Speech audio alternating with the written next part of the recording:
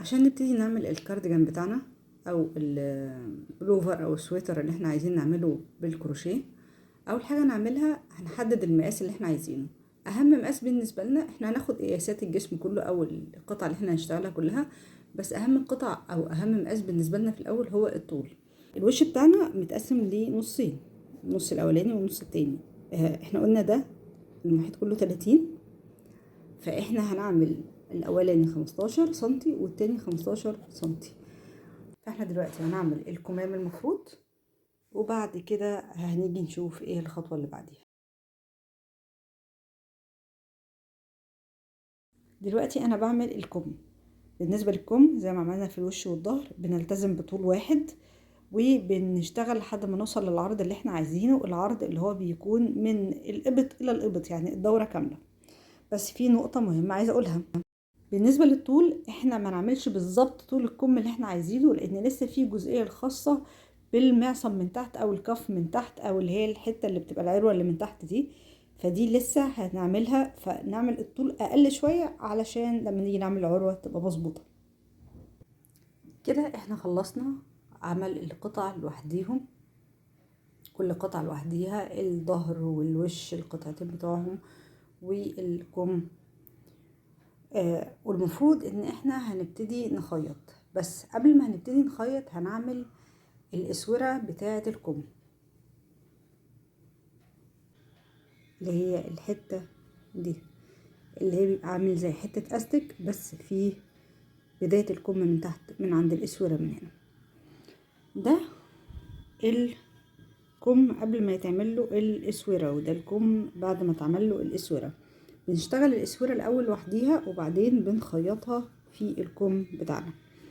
فالخطوة دلوقتي اللي احنا هنعمل الاسورة بتاعتنا بغرزة البليسيه. انا عاملة هنا العرض بتاعها 6 غرز، او الارتفاع بتاع الغرزة ذات نفسها او الاسورة.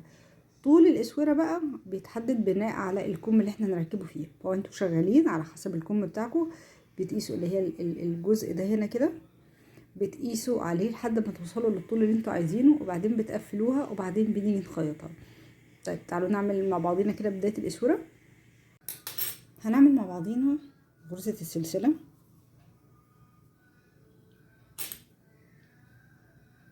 او هنعمل مع بعضينا غرزة البداية وبعدين غرزة السلسلة. يعني ايه، انا عملت 6 غرز زي ما قلت لكم. نخلي بس الخيط مريح.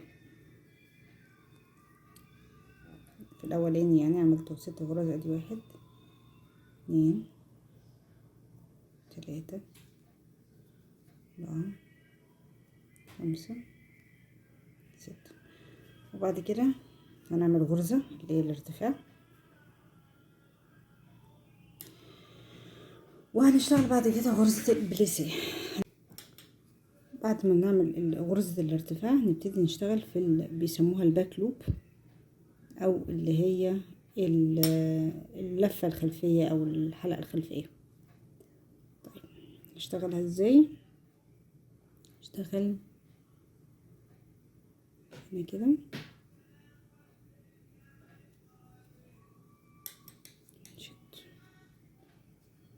بغرزة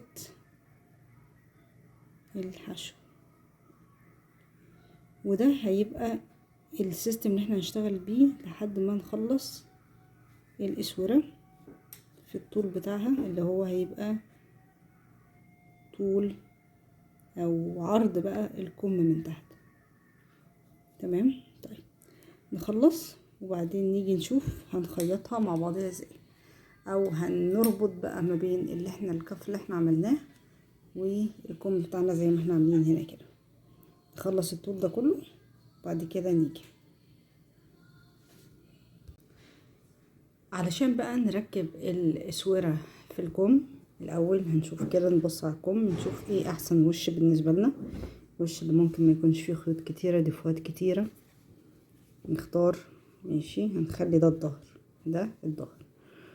اوكي، وبعدين هنجيب الاسورة بتاعتنا اللي احنا خلصناها. انا خلصتها وسبت خيط طويل على اساس ان ده اللي هنربطه بيه يعني. وبرضه نشوف ايه احسن وش. بتهيألي الاتنين زي بعض. اوكي طيب هنعكس بقى، يعني ده الظهر اللي احنا هنعمله، هنروح حاطينه هنا كده وهنحط ظهر كده، وهنبتدي نقفلها زي ما بنقفل زي ما اتكلمت قبل كده على تقفيل او خياطة قطعتين كروشيه مع بعضهم باستخدام ابرة الكروشيه. انا عايزة في يوم من الايام اعمل لكم باستخدام الابرة الخياطة العادية، لان انا ما عملتهاش خالص، رغم ان دي برضو من الطرق المستخدمة في الخياطة، بس المرة الجاية ان شاء الله. عايزة اقول لكم ان احنا لما نيجي نعمل الاسورة نخليها يا اما مظبوطة بالظبط على قد الكم، يا اما يعني اقصر سنة، علشان هي المفروض ان هي ستريتشي او ان هي كأنها استك، فخليها اقصر سنة او على قدها بالظبط. ماشي، نجيب الابرة نبتدي. ماشي، هنحط الطرفين على بعضهم.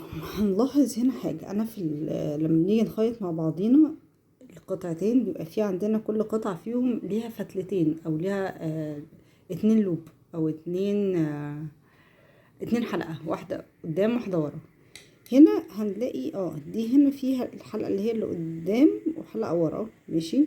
لكن في القطعة اللي هي بقى الكنار اللي احنا عاملينها بالبليسيه هتلاقوا ان هي فتلة واحدة بس، تمام، لان احنا شغالين بيها مش كده، مش من الناحية اللي احنا بنخيط منها عامة، لا شغالين من الناحية التانية. فاحنا هنحط القطعتين على بعضيهم. بالنسبة للبليسيه هناخدها الفتلة اللي هي موجودة، بالنسبة للقطعة التانية هناخدها زي ما بناخدها اللي هي الناحية الحلقة اللي هي ناحية الكنار، ناحية الاسود. ماشي، نشتغل بس اول نربطها كده مع بعضيها، وبعدين نبتدي نقفل بغرزة غرزة المنزلقة. ماشي، انا بنسى شوية في موضوع الاسامي ده، بس هنقفل الكم بتاعنا كله، وما تخلوش الغرزة ضيقة قوي، يعني لو انتوا بتقفلوا خلي فيه براح شوية، لان هي المنزلقة اصلا بتبقى مشدودة. اوكي،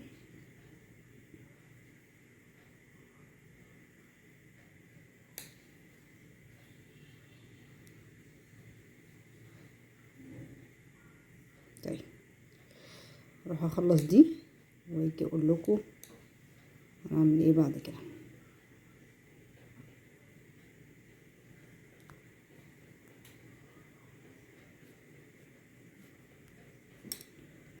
طيب احنا كده المفروض خلصنا الكم، خياطة الاسورة في الكم كده، الكمين بتوعنا جاهزين. والمفروض بقى دلوقتي عندنا خطوتين فاضلين عشان نخلص البلوفر بتاعنا. الخطوة الاولانية ان احنا هنعمل الكنار اللي هيكون فيه الزراير بتاعة البلوفر، والخطوة التانية بقى ان احنا نخيط الحاجات كلها مع بعضيها. احنا في الاسوره هنا خيطنا الاسوره مع الكم قبل ما نخيط الكم ذات نفسه في جسم البلوفر، لكن الكنار بتاع البلوفر من قدام اللي هو هيتقفل بيه البلوفر بالزراير ده هنعمله بعد ما هنخيط البلوفر كله، يعني هنعمله خطوه اخيره. بس دلوقتي هنبتدي نشتغله بنفس الغرزه بتاعه البليسيه بالعرض اللي احنا عايزينه. انا عملته العرض ده، لسه هكمله بقى بالطول.